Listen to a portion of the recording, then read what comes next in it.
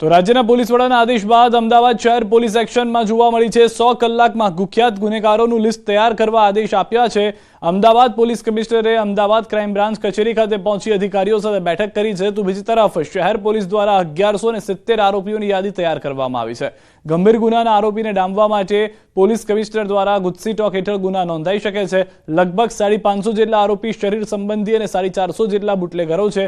2 થી વધુ ગુના ધરાવતા 1170 આરોપીઓ સામે કરવામાં આવશે કાર્યવાહી। વસ્ત્રાલમાં અસામાજિક તત્વોના આતંક બાદ ગુજરાતના ડીજીપીએ ગુનાગારોની યાદી તૈયાર કરવા સૂચન કર્યું હતું।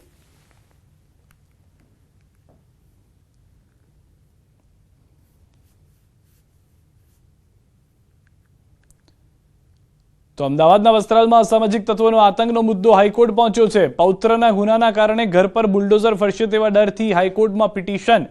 હાઈકોર્ટ સમક્ષ રાજ્ય સરકારે પોતાનું વલણ કર્યું સ્પષ્ટ। સુનાવણીમાં સરકારી વકીલ GH વિર્કની રજૂઆત। ગૃહ મંત્રાલયની સ્પષ્ટ સૂચના છે કે શહેરો સુરક્ષિત હોવા જોઈએ। સરકાર શહેરમાં અસામાજિક તત્વોના આતંકને ચલાવી નહીં લે। રાજ્યભરમાં આવા તત્વોની સામે 100 કલાકમાં કડક પગલાં લેવાશે। વસ્ત્રાલમાં આતંક મચાવનારા તત્વોના ગેરકાયદે દબાણો પર ફરશે બુલડોઝર। ગુનાહિત ઇતિહાસ ધરાવનાર વ્યક્તિ સામે લોખંડી હાથે પગલાં લેવા સરકાર કટિબદ્ધ છે। રાજ્ય સરકાર શહેરોને સુરક્ષિત જોવા માંગે છે, નાગરિકોને આતંકિત સ્થિતિમાં જોવા માંગતી નથી। શહેરોની સુરક્ષા માટે કોર્પોરેશનના સંકલનમાં કડક કાર્યવાહી થશે। હાઈકોર્ટે પ્રાથમિક તબક્કે વલણ કર્યું સ્પષ્ટ। અરજદારની પિટિશન ટકવા પાત્ર નહીં લાગે તો ભારે દંડ સાથે અરજી ફગાવીશું તેવી પણ વાત કરવામાં આવી છે। તો મહત્વના મુદ્દાઓ સરકારી વકીલ જે છે તે પણ સ્પષ્ટ કહી રહ્યા છે। સામેથી હાઈકોર્ટ પણ ટકોર કરતી જોવા મળતી હોય તેવું લાગી રહ્યું છે કે જે અરજી કરવામાં આવી છે, અરજદારની જે પિટિશન છે તે ટકવા પાત્ર પણ જો ન લાગી તો ભારે દંડ પણ કરવામાં આવશે અને અરજી ફગાવી દેશે તે વસ્તુ અલગ। આ મહત્વની વાત છે કારણ કે જે વારંવાર લોકો અસામાજિક તત્વો બેફામ ફરતા હોય છે તેની સામે જ્યારે પોલીસ કે કોઈ પણ એએમસી તરફથી પગલાં ભરવામાં આવે છે કે જે ગેરકાયદેસર મકાનો છે, ગેરકાયદેસર બાંધકામ છે તેને તોડવામાં આવે છે ત્યારે આવા પ્રશ્નો ઊભા થાય છે। વધુ માહિતી ન્યૂઝ 18 સંવાદદાતા મૌલિક પાસેથી જાણીશું। મૌલિક, શું કહેવામાં આવ્યું છે કોર્ટ તરફથી, શું કહ્યું છે સરકારી વકીલે, શેને લઈને જ આખી એક પિટિશન?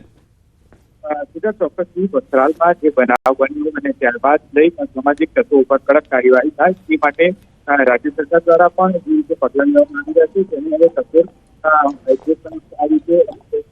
જેટલા પણ મકાનો સામાજિક તત્વોના હતા તે રીતેની ગેરકાયદેસર બન્યું છે તે તોડવામાં આવ્યા હતા અને આ તોડવામાં આવ્યા બાદ હાઈકોર્ટમાં એક પિટિશન દાખલ કરવામાં આવી કે જે પૌત્રએ કરેલી કારનામા અથવા જે કૃત્યો છે તેની ફરિયાદના આધારે તેનું ઘર જે છે તે તોડવામાં આવ્યું, નહીં કે તેના માતાના નામનું જે ઘર છે તે તોડવામાં આવ્યું અને તે પિટિશનને લઈ હાઈકોર્ટે પોતાનું વલણ જે છે તે સ્પષ્ટ કર્યું છે। આજે હાઈકોર્ટમાં રાજ્ય સરકાર તરફથી કરેલી કાર્યવાહીનો રિપોર્ટ જે છે તે સબમિટ કરવામાં આવ્યો હતો। તેમાં અલગ અલગ પ્રકારની કાર્યવાહી છે તેની રજૂઆત સરકારી વકીલ GH વિર્કે કરી હતી। ગૃહ મંત્રાલય દ્વારા જે પ્રકારે સુરક્ષિત ગુજરાતની વાત કરવામાં આવી હતી, સાથે સાથે જે દારૂ સાથે જોડાયેલા તોફાની તત્વો જે છે, જુગાર સાથે જોડાયેલા અથવા તો શરીર સંબંધી ગુનાઓ જે છે તેને ક્યાંક રોક લગાવવા માટે થયેલી કાર્યવાહી છે તેને અટકાવવામાં આવેલી હોય તે પ્રકારની કાર્યવાહી જે છે તે જોવા મળી। પરંતુ મહત્વનું છે કે હાઈકોર્ટે પણ તેની ફેવર કરતા એ કહ્યું છે કે આગામી સમયમાં જો આ પ્રકારનો ગુના અથવા તો આ પ્રકારની પિટિશન જે છે તે ટકવાપાત્ર નહીં હોય તો ભારે દંડ સાથે અરજી જે છે તે ફગાવવી પડશે। એટલે આગામી સમયમાં જ્યારે આ અરજીની સુનાવણી થશે ત્યારે જોવું રહેશે મહત્વનું કે ખરેખર કોર્ટનું આ બાબતે શું વલણ છે અને ત્યારબાદની કાર્યવાહી જે છે તેના ઉપર પણ સૌ પ્રથમ નજર રહેશે। આભાર મૌલિક સમગ્ર માહિતી બદલ। બાંગ્લાદેશી મહિલાઓની ધરપકડ કરવા બાદ મોટા ખુલાસા થયા છે। ગેરકાયદે ઘૂસેલી બાંગ્લાદેશી મહિલાઓની પોલ ખુલી છે। દ્વારકા પોલીસે કર્યો છે મોટો ખુલાસો। બાંગ્લાદેશી એજન્ટને 25,000 રૂપિયા ચૂકવી ભારતમાં પ્રવેશ કરવામાં આવ્યો હતો। ભારતમાં ગેરકાયદે રહી કમાણી કરી પૈસા મોકલતી હતી। એજન્ટ મળેલા પૈસામાંથી કમિશન કાપી લે છે, બાકીના પૈસા બાંગ્લાદેશી નાગરિકના પરિવારને મોકલે છે। બાંગ્લાદેશી મહિલાઓની બીજી મોડસ ઓપરેન્ડી ખુલ્લી છે। ભારતમાં રહી હિન્દુ નામ ધારણ કરી લે છે। મહિલાઓ હિન્દુ યુવકો સાથે રહી ભારતમાં વસી જવાની એમઓ। પોલીસે આ મહિલાઓના સંપર્કમાં અને નેટવર્કની તપાસ શરૂ કરી છે। તો આ જે મોડસ ઓપરેન્ડી છે તેમાં એક મોટો ખુલાસો એ પણ થયો છે કે તેઓ ધર્મ ખુદનો જ બદલી લે છે, નામ બદલી લે છે અને ત્યારબાદ હિન્દુ યુવકો અથવા તો પુરુષો સાથે રહેવા લાગે છે।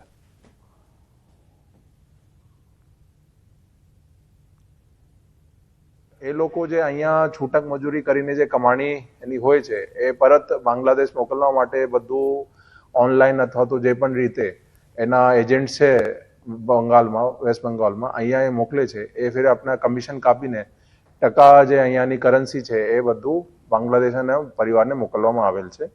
એક બીજી પણ એક જે મોડસ ઓપરેન્ડી જાણવા મળેલ, એમાં જે પાંચ મહિલાઓ છે અમુક હિન્દુ નામ ઉપયોગ કરે છે અને એવા અટેમ્પ્ટ કરે છે કે અહીંયા જે હિન્દુ લોકો સાથે શાદી કરી લે અથવા તો ટ્રાય કરે છે કે એના સાથે શાદી થઈ જાય તાકી અહીંયા એ લોકો એના ઝડપથી અહીંયા વસવાટ થઈ જાય.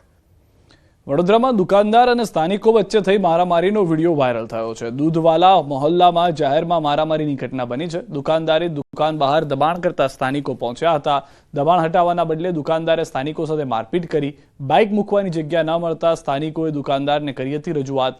મારામારીની ઘટનાઓનો વિડીયો આવ્યો છે સામે. વાડી પોલીસે બંને પક્ષની અરજી લઈ વધુ કાર્યવાહી હાથ ધરી છે.